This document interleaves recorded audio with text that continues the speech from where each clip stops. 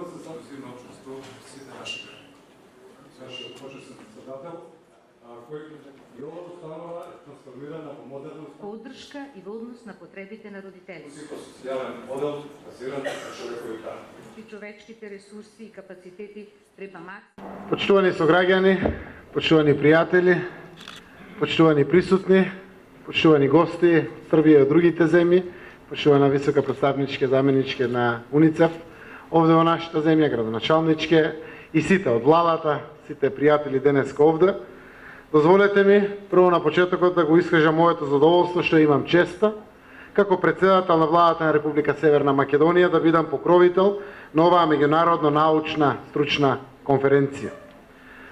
Луѓето пред мене, Горан, Валентина, Мила, Арбер, Венко и сите други што зборуваа, многу малку остана што да кажам јас, но секогаш има што да се каже и што да се направи за еднаквоста во нашето општество. Во однос на владините политики кои што ги спроведуваме, за да ги подобриме условите за едукација и вработување на лицата со попреченост и како многу што уште мораме и треба да направиме.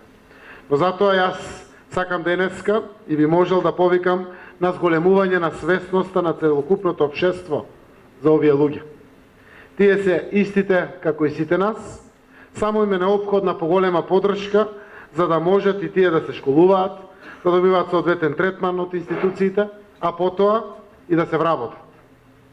Верувам дека сите знаете дека во библиотеката во владата работи Нина, која што е девојка со Даунов синдром, но тоа воопшто не е пречка таа да ја извршува својата работа одговорно, професионално и посветено. Исто така и Тео е мој советник во мојот кабинет за работи поврзани со лицата со посебни потреби и со попреченост и пред се за лицата со физички пречки во развојот, и Тео е супер. За да знам дека владата не е исклучок, знам дека и во другите државни, но и во приватни институции, па и во кафулиња работат лица со некаков вид на попреченост. Но за жал, ваквите примери се малку. Ја користам приликата, секаде каде што сум шеф, да упатам насоки, да се вработат колку што може повеќе лица со пречки во развојот. Тоа значи сите владени институции по вертикала надолу. Малобројни се примерите и за вклученост на деца со попреченост во образовниот процес. И во овие сфери едноставно мора да сториме повеќе. Но се почнува и зависи од нашата свест. Министерката Царовска спомена дека со новиот закон за социјална заштита за лицата со попреченост, меѓу другото, се обезбедува и личната асистенција. Тоа во голема мера им помага и им го олеснува функционирањето на овие луѓе. Но ако при една прошетка со личен асистент, овие лица ги погледнуваме како да не се луѓе, тогаш тие пак ќе се чувствуваат непријатно, без разлика што полесно се движат и полесен име се вкупниот живот. Исте случајот и со неприфаќање на дечињата со попреченост од нивните врсници во училиште. И овде потврлуваме ние возрастните, бидејќи не ги учиме нашите деца да ги прифаќаат различностите. Исто така не случајно Националната стратегија за деинституционализација го носи името Тимјаник.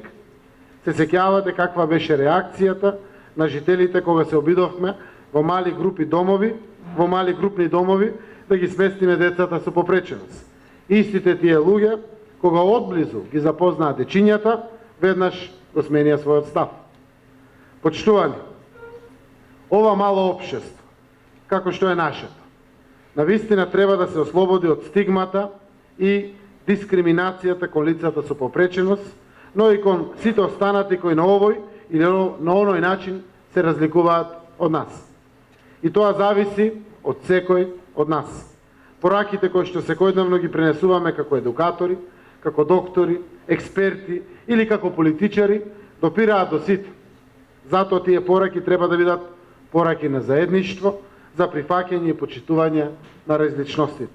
Ви благодарам и ви посакувам успешна и плодна работа последните неколку дена, а на Сојузот на едукатори и рехабилитатори, како што е новиот назив, ви посакувам убава, плодна конференција, успешна работа во вашата мисија и уште поголема мотивација тоа што до ден денеска имате.